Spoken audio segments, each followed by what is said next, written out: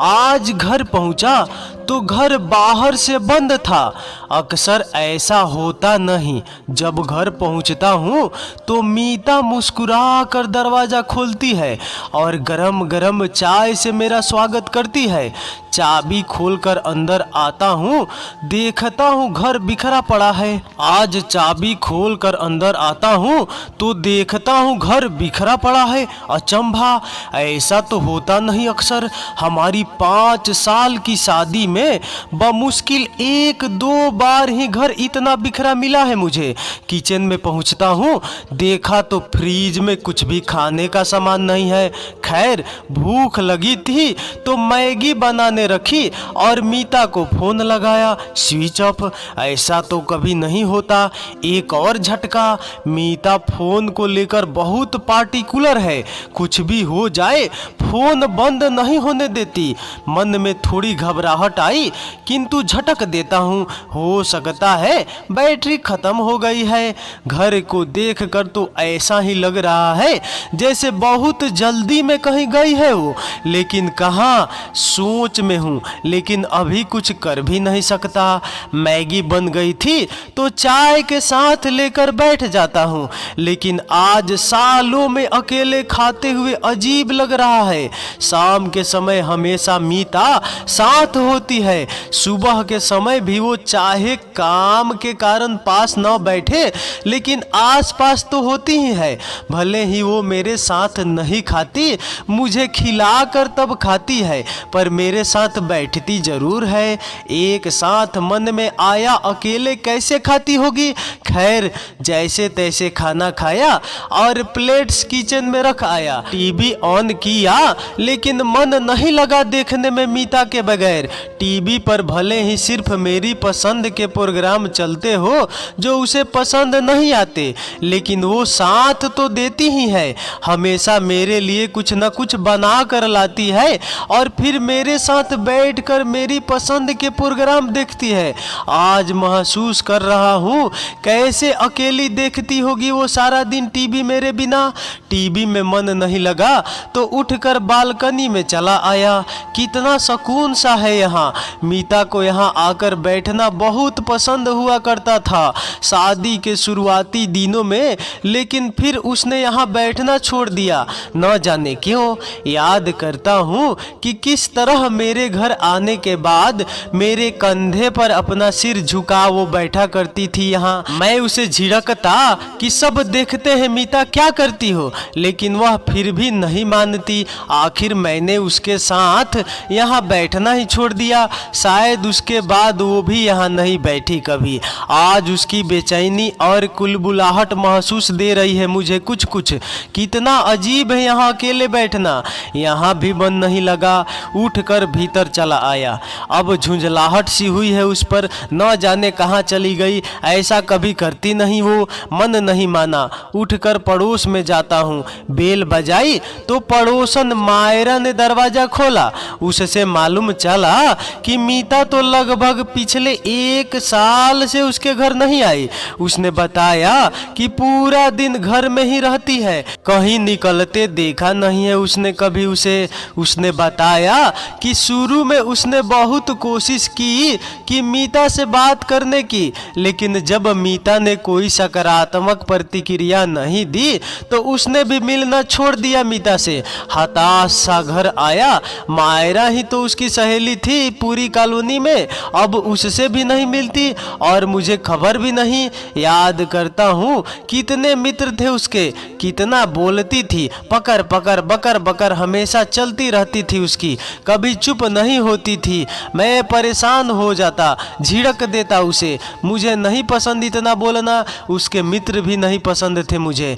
मेरे डांटने पर चुप हो जाती, थोड़ी देर बाद फिर शुरू हो जाती। मैं थक कर माथा पीट लेता और अपने कामों में लग जाता, ध्यान देना ही छोड़ दिया था मैंने उस पर। याद करता हूँ कितना कम हो गया है उसका बोलना, अब तो आंखों में ही जवाब दे दिया करती है।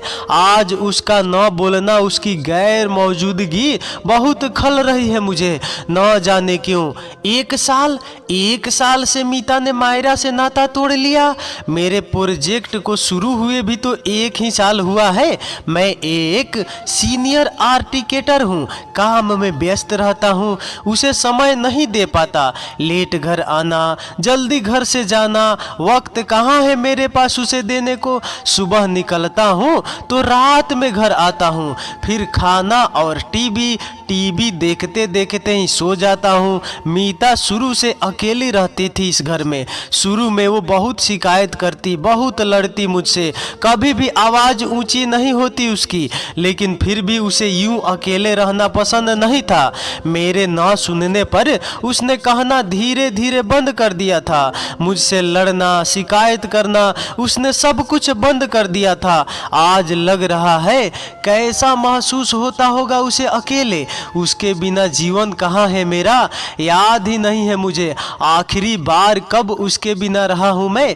मायके भी तो नहीं जाती वो, मायके के नाम पर है भी क्या। माँ पिता तो उसके बचपन में ही गुजर गए, भाई भाभी है, लेकिन मुझे वो पसंद नहीं जाने देता मैं उसे। क्या करेगी जाकर यहाँ, उसके बगैर मैं कैसे रहूँगा। सुबह मुझे पलंग से उठने से लेकर रात को मेरी पसंदीदा हल्दी का दूध देने तक सब कुछ वही तो करती है। अगर वो ना हो तो क्या हो मेरा। घड़ी पर्स तक तो याद नहीं रहता मुझे लेना, वो भी वही याद दिलाती है। उसकी आदत हो गई है मुझे। मेरी पसंद का खाना बनाकर मुझे खिलाती है, लेकिन उसकी पसंद का खाना, उसकी पसंद क्या है, दिमाग पर जोर डालता हूँ, अचानक ही उठ बैठता हूँ। मुझे तो पता ही नहीं है उसकी पसंद क्या है। शुरू में वो बताती थी मुझे ये पसंद है, वो पसंद है, मैंने ध्यान नहीं दिया कभी। फिर उसने कहना छोड़ दिया। जो बनाती मेरे लिए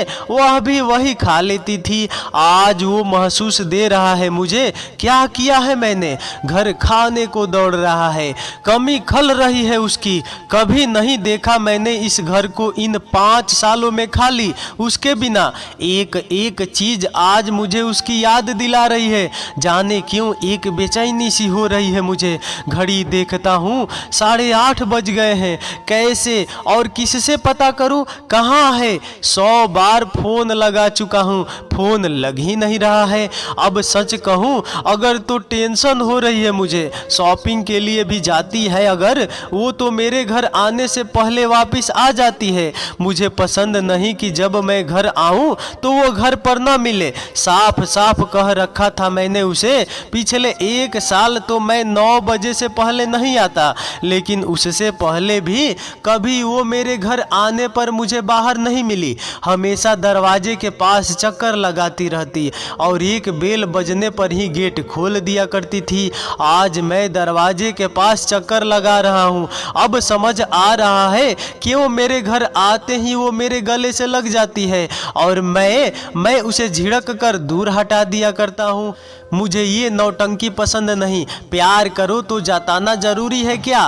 प्यार तो आंखों का इकरार है, जुबान से इजहार जरूरी नहीं। समझती ही नहीं वो, लेकिन न जाने क्यों लग रहा है कि अभी आ जाए तो सीने से लगा लूँ उसे। शॉपिंग पर भी गई होती अगर तो अब तक तो आ जाना चाहिए था। शॉपिंग से याद आया उसने तो मुझसे कई दिनों से पैसे मांगे ही नहीं। शॉपिंग पर कैसे जा सकती है। उठकर रूम में चला आया हूँ, कहीं मन नहीं लग रहा है। पलंग पर बैठा हूँ, याद करता हूँ रात को सोते समय भी उसका पैर तो कभी हाथ मुझ पर आ ही जाता है। ऐसे ही सोती है वो और मैं उसको सुना देता हूँ नींद में ही। कैसे चुपचाप सो जाती है, हमेशा एक कोना पकड़कर। उसके बिना ये पलंग कितना सूना है। चलूँ कपड़े तो बदल ही लूँ। अलमारी खोलता हूँ, अरे मेरा नाइट सूट कहाँ है। कितना मुश्किल है ये सब ढूंढना, वो ही करती है हमेशा। इस अलमारी में तो नहीं है। उसकी अलमारी में देखता हूँ, अलमारी खोलते ही उसकी खुशबू मेरी नाक के नथुनों पर पड़ती है, जैसे किसी और ही जहाँ मैं खो जाता हूँ। सूट ढूंढ रहा हूँ, मिल गया। देखो कितनी लापरवाह है, मेरा सूट अपनी अलमारी में क्यों रखा है? अरे ये क्या गिर गया? लाल साड़ी उसी की है, पहले करवा चौथ पर पहनी थी उसने। अभी भी याद है मुझे, कितनी खूबसूरत लग रही थी, परी सी है वो, गुड़िया सी। जब घर आया और उसने दरवाजा खोला तो देखता ही रह गया था उसे, अपने को संभाल नहीं सका था। मैं उसे गोद में उठाने को आगे बढ़ा तो उसने मुझे रोका और मुझे बाहर बालकनी में ले गई। मुझे उसका रोकना नागवार गुजरा था। चांद को देख जब थाली मेरे आगे की, तब याद आया कि आज तो करवा चौथ है। तब समझ आया कि क्यों इतने पैसे चाहिए थे उसे। बहुत डांट डपट कर मैंने पैसे दिए थे उसे, व्रत ढंग से तोड़ने भी नहीं दिया था उसे, और इस कमरे में ले आया था। बिस्तर पर पहली बार उस रात उसकी आंख में आंसू देखे थे मैंने। आज तक नहीं समझ पाया हूँ कि क्यों रोई थी वो। हद हो गई, अब तो 9:30 बज गए हैं, अभी तक नहीं आई। अब नहीं रुक पा रहा हूँ। उठकर नीचे गया, वॉचमैन से पता किया, शाम 4 बजे निकली थी वो। कुछ समझ नहीं आ रहा है, वापिस कमरे में आ जाता हूँ। उसके भाई को फोन लगाया, मजबूरी थी मेरी, वरना उससे बात करना पसंद नहीं मुझे। पता चला वहाँ भी नहीं गई, उसकी तो अब और कोई दोस्त भी नहीं है। पुलिस के पास जाऊँ क्या? शायद कुछ देर और इंतजार करना चाहिए, क्या मालूम आती ही हो। अब मुझ पर एक शंका सी हावी हो रही है। घर में ढूंढता हूँ, कुछ मिल जाए अगर, उसका कोई मैसेज या कुछ और। किचन में जाता हूँ, किचन में कुछ खास नहीं मिला, बस सामान की लंबी लिस्ट के सिवाय। झल्ला कर अंदर कमरे में वापस आता हूँ, डावर्स वगैरह को चेक करता हूँ, क्या पता कुछ मिल जाए। बाहर की डावर्स में कुछ नहीं मिला, पर एक एहसास हुआ कि कितना तरीके और करीने से घर रखती है वो। हर चीज कितनी साफ और सुंदर तरह से उसने रखी हुई है। चेक करते वक्त सारा सामान इधर उधर कर दिया है मैंने। वापिस आएगी तो हैरान रह जाएगी। खैर आने दो तो वापिस, पहले तो मुझसे डांट ही खाएगी। उसकी अलमारी की डावर्स खोलता हूँ, फिर से उसकी खुशबू का एहसास होता है। झटक कर सिर को चेक करता हूँ, कहीं कुछ मिल जाए। सबसे पहले हमेशा शादी की एल्बम हाथ लगती है मेरे, लेकिन ये यहाँ क्या कर रही है? ये तो बेड में रखी रहती है ना। शुरू में कई बार कभी भी लेकर बैठ जाती थी इसे। बार बार इन्हीं तस्वीरों को देखना बेझिल सा लगने लगा था मुझे। एक दिन मैंने ही उठाकर बेड में डाल दी थी। कम से कम रोज के नाटक से छुटकारा मिल गया था। अब तो मुझे याद भी नहीं आखिरी बार कब उसके साथ इन तस्वीरों को देखा था मैंने। अब अचानक ही इस पर हाथ जा रहा है, खोल कर देखने का मन कर रहा है और मैं सब कुछ भूल कर एल्बम देखने बैठ जाता हूँ। क्या खूबसूरत लग रही थी वो अपने लाल हरे जोड़े में। मेरी ही पसंद का तो था वो। हाँ, भले ही मैंने जुबान से ना कहा हो, लेकिन मेरा इशारा समझ गई थी वो। इसी जोड़े पर हाथ रखा था उसने। यही खासियत है उसकी, मेरी छोटी छोटी पसंद जानती है वो। उस दिन किसी की नज़र नहीं हट रही थी उस पर से। मैं खुद उस दिन उसकी काजल भरी नज़रों की गिरफ्त में था। शादी के बाद हम कहीं घूमने नहीं गए थे। ये हनीमून वगैरह के चोचले मुझे नहीं पसंद। हालांकि उसने दबी जुबान में कहा था, लेकिन मुझे नहीं पसंद तो वो भी मान गई थी। हमारी शादी के बाद रस्म रिवाज के लिए ही हम गांव में रुके थे। उसके बाद तुरंत ही माँ पापा ने उसे मेरे साथ भेज दिया था। मेरे इस मकान को घर उसी ने बनाया था आकर। कमाल की जादूगरी है उसकी हाथों में। जिस काम को हाथ लगा देती है उसे कर कर ही दम लेती है, और वो भी बिल्कुल परफेक्ट से। घर का एक एक कोना उसके अच्छे और सच्चे टेस्ट का नमूना है। इस घर को सजाने में मेरा कोई योगदान नहीं है सिवाय पैसे देने के, और पैसे के मामले में भी वो बहुत मितव्ययी है। एक एक पैसों को दांत से पकड़ती है। बहुत सोच समझ कर खर्च करने के बावजूद भी उसने इतना सुंदर कर सजाया है इस घर को। आर्टिकेटर मैं हूँ, लेकिन इस घर में मेरा कुछ भी नहीं, सब कुछ मीता का ही है। शादी के शुरुआती दिनों में मेरे घर पर न आने का वो बहुत विरोध करती। मन तो मेरा भी होता था उसके साथ समय बिताने का, लेकिन काम का इतना प्रेशर था मुझ पर, वो समझती ही नहीं थी। इसका क्या था, छुट्टी लेकर घर बैठता तो ये घर चलता कैसे। पर उसको इन सब से क्या मतलब था। जब देखो रोमांस ही छाया रहता था उसके मन पर। हमेशा काम के बीच में फ़ोन करके तंग करती रहती मुझे।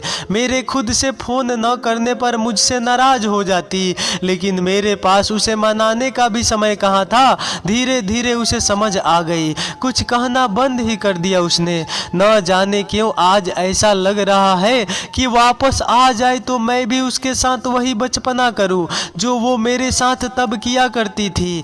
एल्बम देखकर मैंने उसे बंद कर दिया। आगे चेक किया ड्रावर तो मुझे अल्ट्रासाउंड रिपोर्ट हाथ लगी। दिल धक से रह गया मेरा। हमारी शादी के दूसरे वर्ष मीता ने मुझे खबर सुनाई कि वो माँ बनने वाली है। मैं खुशी से फूला नहीं समाया था, लेकिन बस अपनी खुशी बयान नहीं कर सका।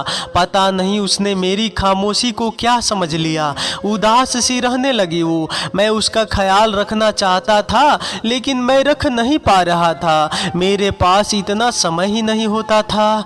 यहाँ तक कि मैं डॉक्टर्स के यहाँ भी उसके साथ नहीं जा पाता था।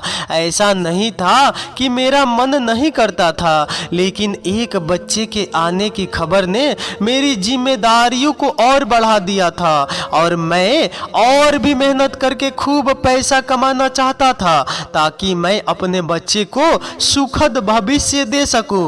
वो बहुत बीमार सी रहती थी उन दिनों। चाह कर भी मैं उसका ध्यान नहीं रख पा रहा था।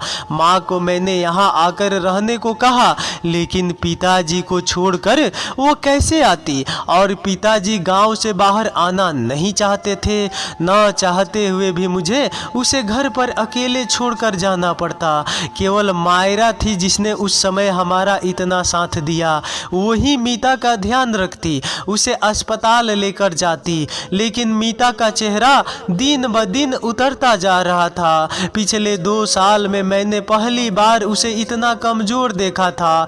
एक मन करता कि छोड़ दूं नौकरी और उसके साथ रहूं, लेकिन न कर पाता ऐसा। तीसरे महीने मीता का गर्भपात हो गया। मुझे तो उसने बताया भी नहीं।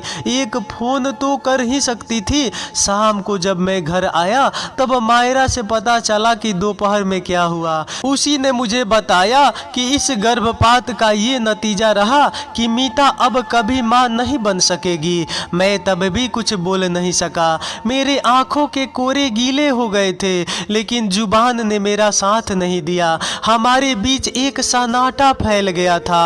उस दिन के बाद मीता टूट गई। दुख मुझे भी कम नहीं था, लेकिन मैं मीता को संभाल नहीं सका। वो दिन ब दिन मुझसे दूर होती जा रही थी, और मैं खुली आंखों से उसे खुद से दूर होता देख रहा था। न जाने क्यों दिमाग के एक कोने ने मेरे बच्चे का कातिल मीता को मान लिया था। मैं जानता हूँ उसकी गलती नहीं थी। मन तो यही कहता था मेरा, लेकिन दिमाग कहता कि उसी ने मेरे बच्चे का ध्यान नहीं रखा।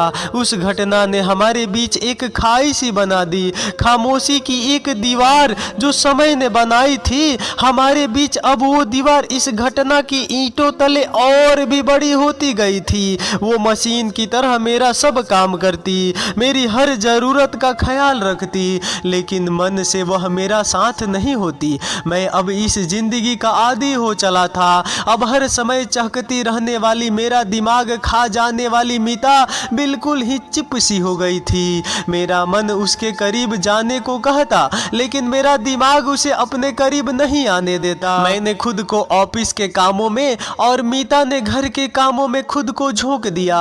यादों से बाहर निकलता हूँ, रिपोर्ट को एक तरफ रखता हूँ, ड्रावर दोबारा देखता हूँ, थोड़े और कुछ कागज और उनके नीचे गोलियाँ। ये किस चीज़ की गोलियाँ है? गूगल करता हूँ। अवसाद की गोलियाँ। मीता इन गोलियों को क्यों ले रही थी? उसे अवसाद कब हुआ? कागजों में मेरे डॉक्टर सिन्हा का प्रिस्क्रिप्शन मेरे हाथ लगता है। याद करता हूँ, उस हादसे के बाद ही तो मीता खुद में सिमट गई थी। उस उस हादसे के लगभग 1 साल बाद की ही तो बात है। वो कुछ नहीं बोलती थी, 10 बात बोलता तब एक का जवाब देती थी। मायूस रहती, कभी भी किसी भी चीज में मन नहीं लगता उसका। घर के कामों में कुछ ज्यादा ही चुस्ती बरतने लगी थी। सफाई का जुनून तो उसका हद से ज्यादा बढ़ गया था। छोटी छोटी गंदगी को बार बार साफ करती जैसे कोई डिसऑर्डर हो। मुझसे तो कुछ कहती नहीं थी, लेकिन खुद ब खुद बोलती रहती। मैं परेशान सा हो गया था। मैंने ही तो उसे डॉक्टर सिन्हा के पास भेजा था। मायरा के ही साथ तो गई थी वो, लेकिन उसने तो मुझे बताया था कि चिड़चिड़ेपन की शिकायत बताई है डॉक्टर ने उसे। कुछ दवाइयाँ दी है। उस समय भी मैंने ज़्यादा ध्यान नहीं दिया था, बस हर बार उसे दवाइयों के पैसे दे दिया करता था। लेकिन ये वाली दवाइयाँ तो उसने मुझे कभी भी नहीं दिखाई। तो क्या उसने मुझसे झूठ बोला था? मायरा से पूछता हूँ, उठकर दरवाजे तक आता हूँ, फिर ठिठक जाता हूँ। 10 बज चुके हैं, इस समय बेल बजाना ठीक नहीं रहेगा। मीता आएगी तो उसी से ही पूछूंगा, लेकिन वो है कहाँ? ये अवसाद की गोलियां देखकर मेरा मन किसी अनहोनी की आशंका से भर उठा था। मैंने उसकी ड्रावर को और ढंग से चेक किया, जिसमें मुझे सीना के प्रिस्क्रिप्शन की एक फाइल मिली। मीता तब से लगातार ये दवाइयाँ ले रही है, लगातार उस डॉक्टर्स के संपर्क में है। कहीं वो आज भी तो वहीं नहीं गई? नहीं, अगर डॉक्टर्स के यहाँ जाती तो फाइल साथ लेकर जाती, और अब तक तो वापस आ जाना चाहिए था।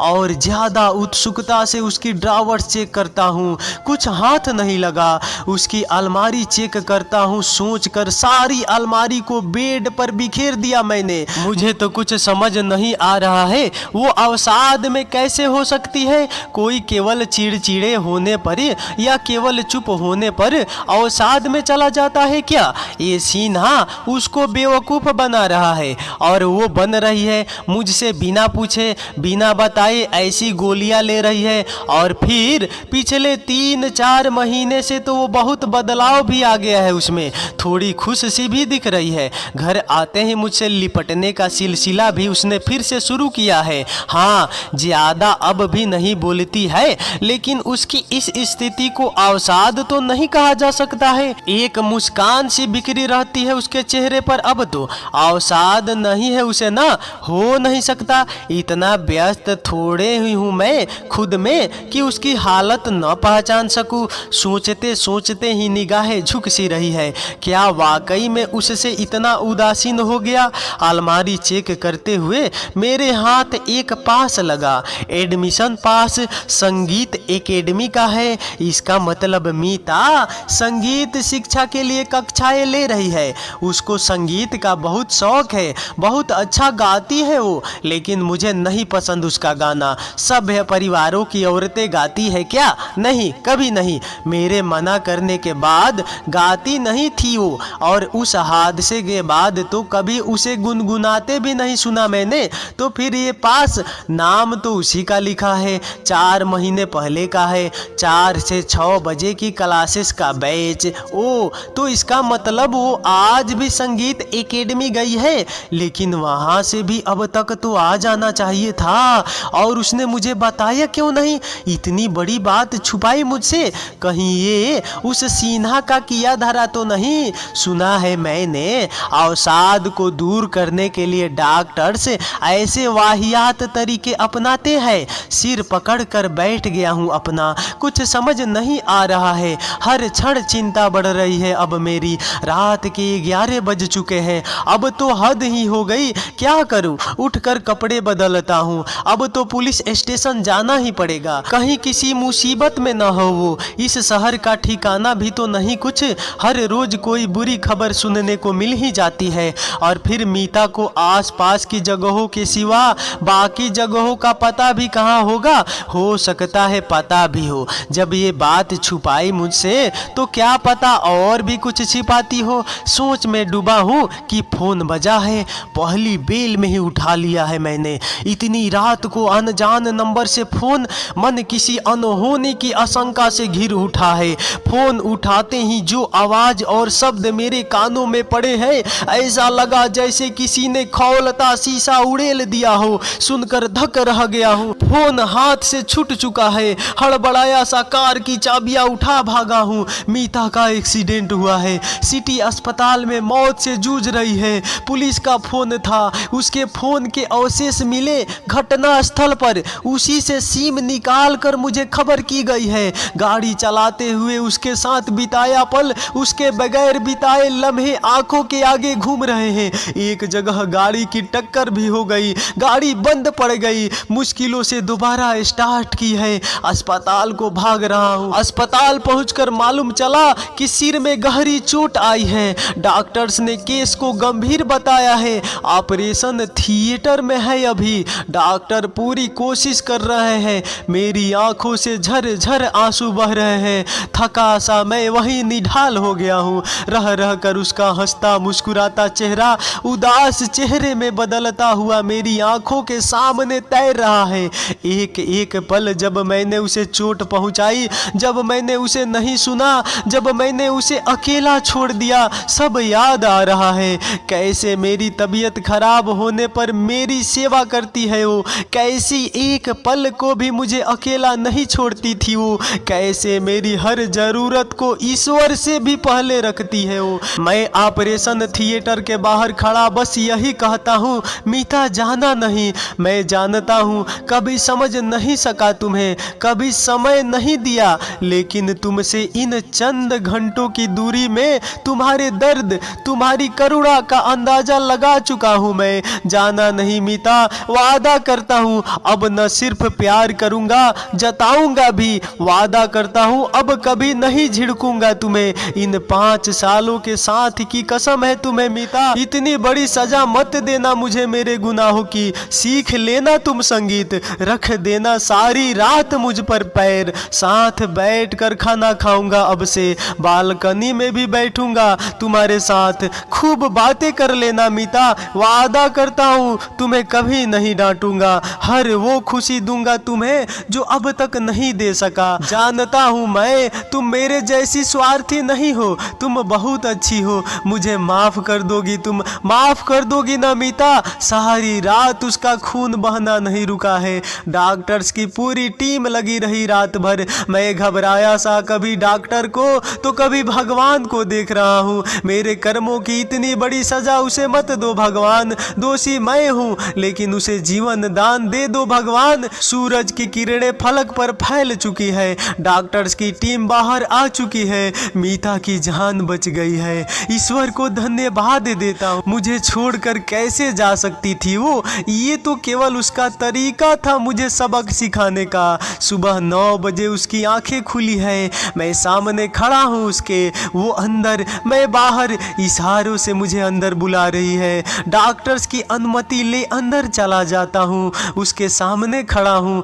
एक आंसू की बूंद कब मेरी आंखों से उसकी आंख में उतर आई है पता नहीं कर सका हूँ। इशारे से मुझे अपने पास बुला रही है। पास जाकर बस इतना ही कह पाता हूँ, I am really sorry Meeta, I love you. मुझे गले लगने का इशारा कर रही है, इस बार बिना हिचके, बिना किसी की मौजूदगी से डरे, बिना उसे आंखें दिखाए उसके गले लग जाता हूँ। तो दोस्तों ये कहानी आपको कैसी लगी? अगर अच्छी लगी और इस कहानी के बारे में आपको क्या कहना है, इस कहानी से आपको या हमको या समाज को क्या शिक्षा मिलती है, आप जरूर कमेंट में। अगर आप ज्ञानी और अज्ञानी नहीं है, अगर आपको ज्ञान है इस बारे में, आप कहानी सुनते हैं, तो आप इस कहानी का निचोड़ कमेंट में बताइए कि ये कहानी से हमें क्या शिक्षा मिलती है। तो चलिए अगले वीडियो मिलते हैं, तब तक नमस्कार।